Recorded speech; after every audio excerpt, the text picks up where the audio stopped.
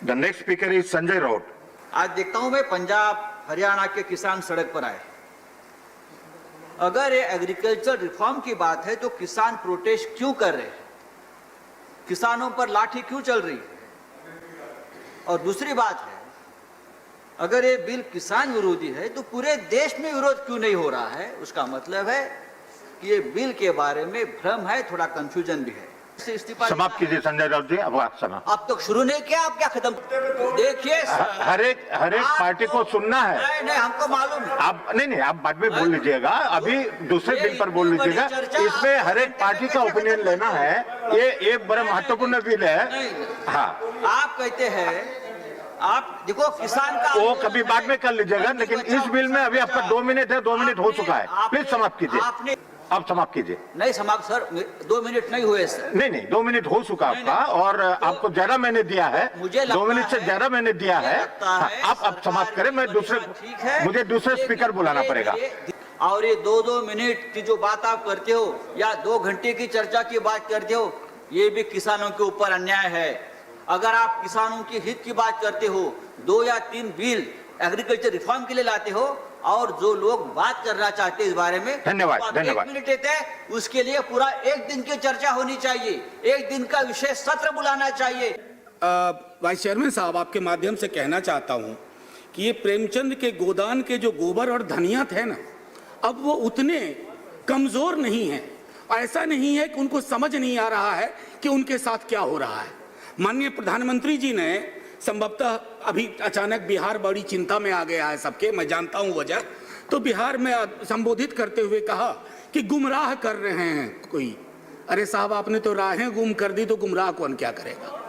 तो आपके जो मैं बिल का अध्ययन करता हूं, तो आप रोहू कतला को हटा करके शार्क को ला रहे हैं। कमाल कर रहे हैं साहब, कमाल कर रहे हैं। लास्ट मिनट प्रोफेसर जी, लास्ट मिनट। सर, मैं जानता हूं, मैंने पहले भी कहा था कि उस कुर्सी में ही कुछ है। मित्रों नमस्कार। कृषि उपज विपणन एवं व्यापार संवर्धन एवं सुविधा का विधेयक जो संसद ने पारित किया है, उसके संबंध में सरकार और उसके नेता कह रहे हैं किसानों में भ्रम फैलाया जा रहा है। और ये भ्रम फैला कौन रहा है? नेताओं की माने, सरकार से जुड़े नेताओं की, तो उसका कहना है कि विपक्ष ये भ्रम फैला रहा है। मगर असल में जितना भ्रमित इस विधेयक को लेके किया गया है, वो सरकार की तरफ से ज़्यादा है। ये जो रायता फैला है, ये सरकार ने ही फैलाया है, और उसकी कई वजह हैं। विधेयक जो कहा गया था कि अनुबंध खेती के लिए किसानों के घर से उपज उठेगी, इसमें कोई बुराई नहीं है। इस विधेयक में जिस तरह के सभी पार्टियों ने अपने चुनाव घोषणा पत्र में ऐसे वायदे किए थे, और ये किसानों के लिए सचमुच एक सुविधा होती, मगर जिस नीयत और जिस तरीके के प्रावधान इसमें रखे गए हैं, वो सरकार की नीयत का खुलासा करते हैं कि ये विधेयक किन के लिए है। क्या ये किसानों के लिए बनाया है, या व्यापारियों के हित में है, या उद्यमियों के हित में है? तो सरकार को अगर लगता है कि इस पर भ्रम फैला रहा है विपक्ष, तो सरकार को चाहिए कि वो पूरा विधेयक जो है जारी करे, मीडियाओं में विज्ञापन के जरिए जारी करते हैं, अखबारों में पूरे पेज पे वो अपना विधेयक दे, लोग जाने ताकि कि कहाँ भ्रम है और कहाँ हकीकत है। लेकिन सरकार ऐसा नहीं कर रही है। या नेताओं की ओर से, पार्टी की ओर से फेसबुक, व्हाट्सएप पर अभियान चलाया जा रहा है। नेता कह रहे हैं कि भ्रम फैलाया जा रहा है। और सबसे जो भ्रमित करने वाली बात है इस अभियान में भी, वो ये है कि विशेषण वो बड़े बड़े सुना रहे हैं, पर सूचनाएं नहीं दे रहे हैं कि विधेयक क्या कहता है और इसका क्या असर होता है। इस पर वो बात नहीं करते हैं। आप उनकी पोस्ट देख लीजिए, जहाँ भी आती होंगी, सबके पास आती हैं। सब लोग आजकल सोशल मीडिया से जुड़े हैं। तो किसानों के हित की जो बात थी, एमएसपी वाली बात थी, वो इस विधेयक में नहीं रखी है। लेकिन सरकार का कहना जो पुरानी व्यवस्था है उसमें वो जारी रहेगा। लेकिन कानून क्या कहता है कि जब एक कानून के तहत आप अनुबंध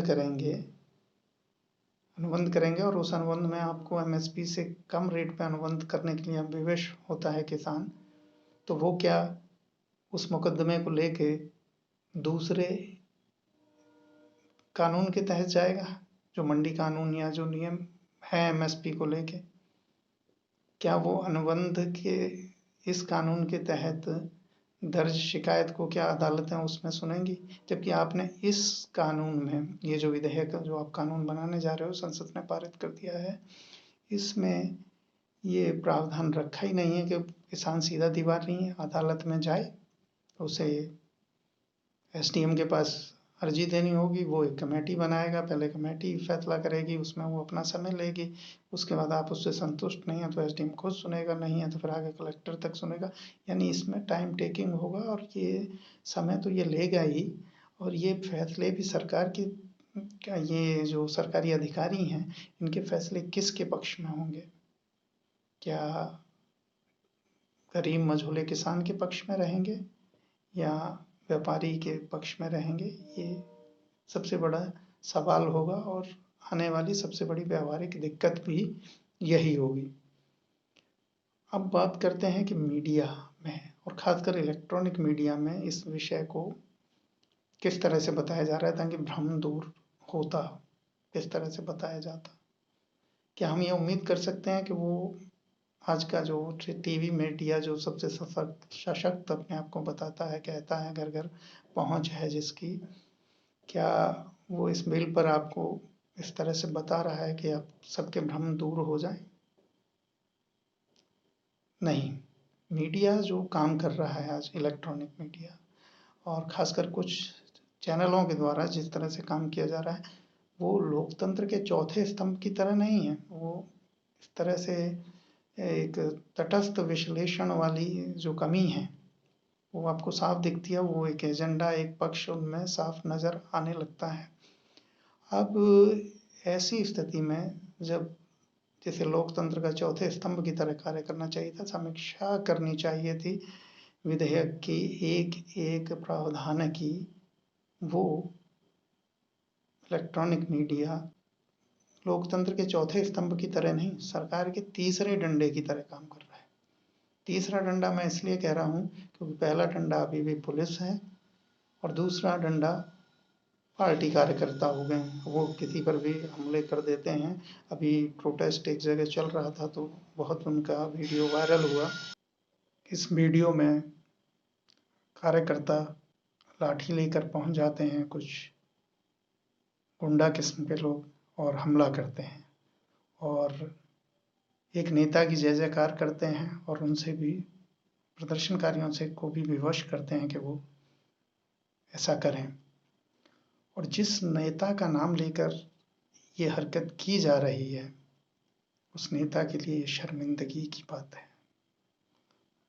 और अगर ऐसा होने पर भी नेता कोई कार्रवाई नहीं करता है, उसका नाम लेकर लोग इस तरह की हरकतें कर रहे हैं और वो खामोश है, तो ये पूरे देश के लिए शर्मिंदगी की बात है।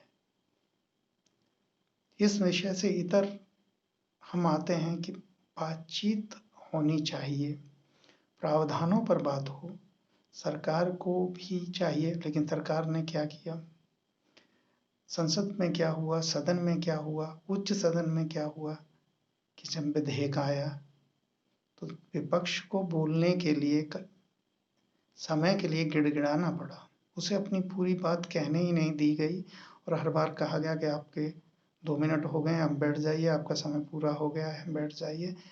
क्या ऐसी क्या जल्दी थी विधेयक को इस तरह से पारित के उसे पूरा समय ही ना दिया जाए? लोग जो बात कहना चाहते हैं, चुने हुए माननीय सांसद उस पर अपना पक्ष, और यहाँ निर्वाचितों द्वारा निर्वाचित उच्च सदन के सांसद अगर इस तरह से अपनी बात नहीं कह पा रहे हैं और उनकी मन की शंकाएं, सवाल नहीं है, तो वो भ्रम बनेंगे, तो जनता के भ्रम कैसे दूर होंगे?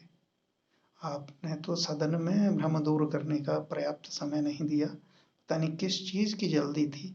और जब आप जल्दी में कुछ करते हैं तो उससे भ्रम और शक, स्वभाव सब फैलते हैं।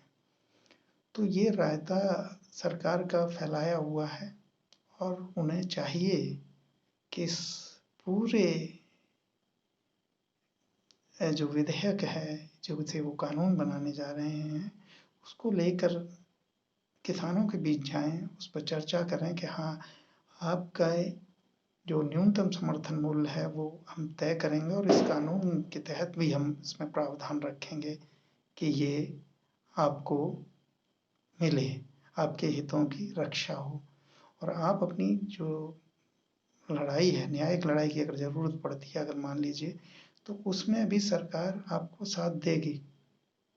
क्या नए विधेयक में जो नया कानून बनाने जा रहे हैं उसमें क्या एक ये प्रावधान नहीं हो सकता था कि अगर एमएसपी पे कम पर कोई अनुबंध करता है, कोई उद्यमी व्यापारी या कोई कंपनी, तो उस पर कड़ा जुर्माना लगाया जाएगा, 5 लाख का जुर्माना लगाया जाएगा, 10 लाख का जुर्माना लगाया जाएगा और उससे किसान की भरपाई की जाएगी।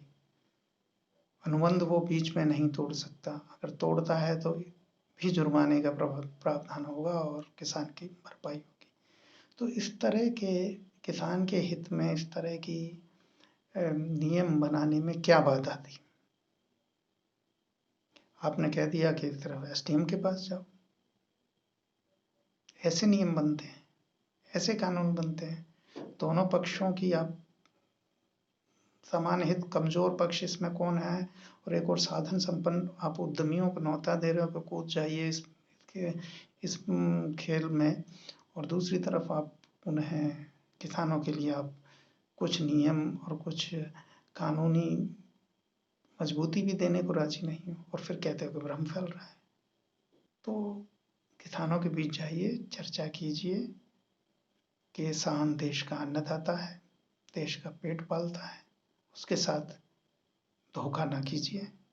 इसलिए ये सचेत होने का समय है, विधेयक पर फिर से विचार करें और फिर से जो उसमें संशोधन करने हैं वो करें।